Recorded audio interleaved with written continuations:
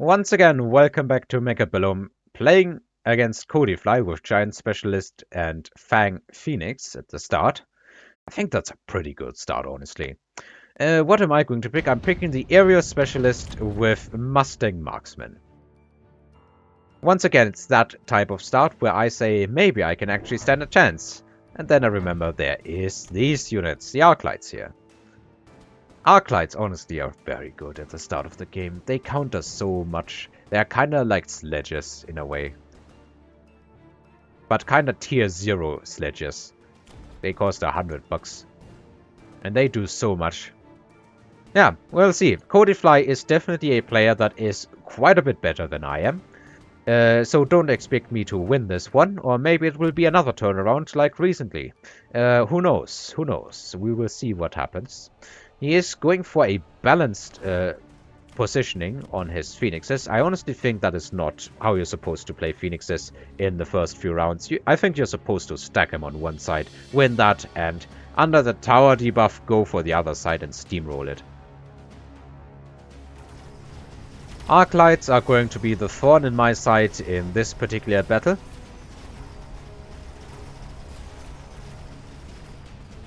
Yeah, that is annoying that they survived for such a long time on this side.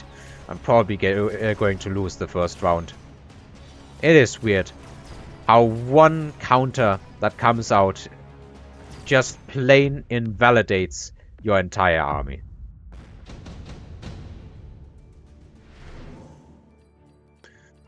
More units here. Well, if one thing, he's probably not going to pick the Wasps. Typhoons. Yeah, I remember now. He was going for a lot of Typhoon action here. I haven't played a lot against mass Typhoons. To me, they are kind of Mustangs, but immune to fire. Not immune technically, but it takes an absurd amount of time for them to die to fire. So I'm kind of now going for Mustangs and Typhoons here. My opponent is recruiting... Okay. Well, honestly, if some higher level players are doing this as well, maybe I'm doing this correctly. Triple recruiting chaff in round 2. As you can see, I'm doing that as well. I think it's just good to have some delayed chaff and to protect your flanks with a unit. So that the opponent can't just drop a crawler pack here and that's going to get the tower quickly. The boards are looking surprisingly similar in some ways. These Typhoons did lock onto my Typhoons, which means that my opponent's chaff clear, the Arclight did the same actually. My opponent's chaff clear is kinda AFK on this side. On the other side, this is going, like, the additional crawlers were doing so much here. It looks like I'm going to win both sides, and pretty well here, yeah.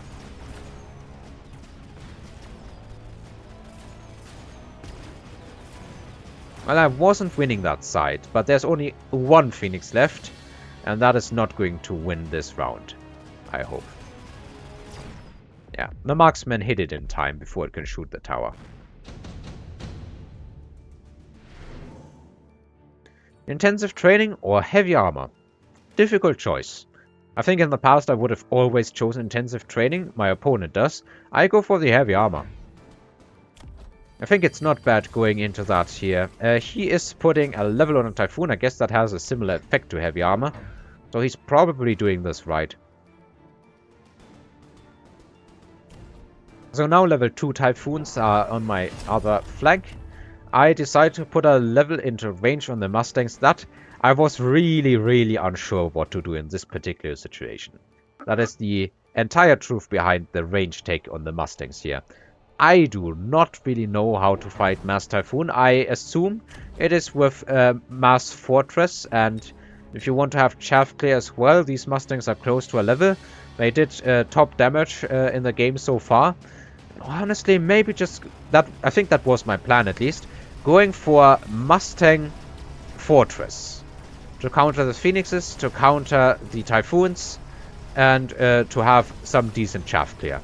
I think that is what my plan was consisting out of in this game here. I'm now, for lack of surviving chaff clear, getting overrun by the crawlers. I am at the throat of these Phoenixes, but unfortunately under a tower debuff, With the tower degradation, there's not much happening in the way of damage. These few units in the middle were an absolute amazing pickup. They did so much, but there is simply too much for my opponent here.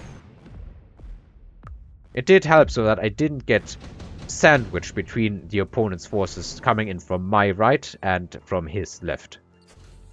Improved firepower control, nobody feels like taking the smoke bomb, that is surprising. I do go for the improved firepower control, and I do level my marksmen. They are finding decent value in this game. The Typhoons are faster than the Fangs, so the Typhoons run in front and kinda get killed by the marksmen. If level 1 marksmen can do that, level 2 marksmen are going to be twice as good at doing that. I do drop additional Typhoons to balance out the board and have some additional chaff clear here. That, in combination with the level 2 Mustangs here, should be doing well, I hope. And then it's additional marksmen. My opponent did drop an additional pack of Phoenixes. That kind of makes me happy to see, because I think at this point I'm still planning to go for fortresses. My Typhoon gets destroyed pretty quickly, but the same can be said for my opponent's level 2 improved firepower control unit here. Once again, chaff is a problem, but the Mustangs are level 2, and that means they are much better at dealing with this. On the other side, I did win the chaff war, and these Phoenixes are going down. I even have one surviving crawler going for the tower. Yeah, that round worked out pretty well in my favor. More unit drops, Sabertooths at level 5, definitely something to think about. But also Melters and Rhinos. And of course, chaff clear in the form of Vulcans, but we kinda already have enough chaff clear. This is why I like to have some marksmen on the outside, along with the crawlers. They can start hitting hard against Rhinos. I do decide to switch it up and go for the Sabertooth. The chaff clear is kinda left to the Mustangs, but they have the improved firepower control, so they should be good at chaff clearing, and this thing, I don't think my opponent is going to kill it this round. He's just putting Rhinos in the flanks. And I can tell you that it's not the only thing that he's going to put into my flanks in this game. Yeah, he's just going for a lot of Typhoons. Typhoon Phoenix, I guess, is his unit composition. Something to think about. Both, in theory, completely countered by fortresses. That is something that you need to keep in mind, I guess. I do throw some crawlers here. I think I was kind of expecting the Vulcan, to be honest. He is sitting on his intensive training because he doesn't have money this round. Could have sold one of the Rhinos and financed an upgrade with that. Yeah. Range on these marksmen. I'm not sure if that's a good pickup, though. A worth pickup, I should be saying a worth pickup, yeah. Rhinos got absolutely annihilated. They did delay my forces, but I think it's not too bad, at least not yet. This thing is just tank. More tank than sledges are. It has the health of a level 3 fortress, I think, just about at least. But it's starting to show what my problem this game is. I'm being pushed through the middle. I don't have enough units in the middle to last. So I get pushed through the middle and kinda cleaned up through the middle through the tower debuff. That's it. Tower debuff is coming in. And that Saber is at about, what is this, 70% health-ish? He's going to need a Melter or something similar to punch through that. Assault Fortresses come out, and I'm looking real happy now, because Fortresses were always on my mind, so why not? Lightning Storm. Ah, he goes for a Skill Specialist. I guess he wants to intensive train every single round. Yeah, I was thinking he might be able to do that. These Mustangs have gotten another level. He did put armor, surprising, on these Rhinos. Yeah, with all these marksmen, I'm not seeing what these Rhinos can accomplish, honestly. If he puts chaff in front, that is going to be cleaned up by the Mustangs. And if he puts or if he leaves the Rhino there, it's just dying for free to the marksmen and giving them level progress. He is throwing another level on this Typhoon. Level 3 Typhoon with improved firepower control, doing some 529 damage per shot. And he is also unlocking the oil. I guess he is thinking about me maybe going for fire, but at the same time this is very useful to help delay my forces. I'm going for the punch. I think I might be able to AoE all of these shields, and I didn't watch it in game, I must admit.